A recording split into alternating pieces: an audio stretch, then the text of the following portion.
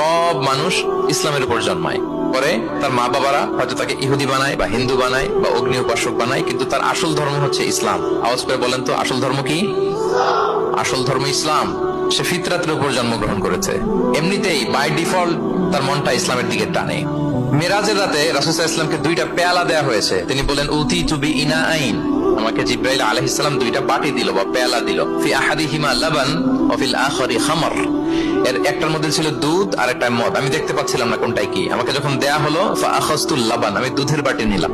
তখন জিবরিল আলাইহিস সালাম বললেন, আসাবতাল ফিতরা, আপনি ফিতরাতটাই নিয়েছেন, মানে যেটা ভালো ওইটাই নিয়েছেন, যেটা আপনার সাথে সুইট করে ওইটাই নিয়েছেন। সুবহানাল্লাহ পড়েন।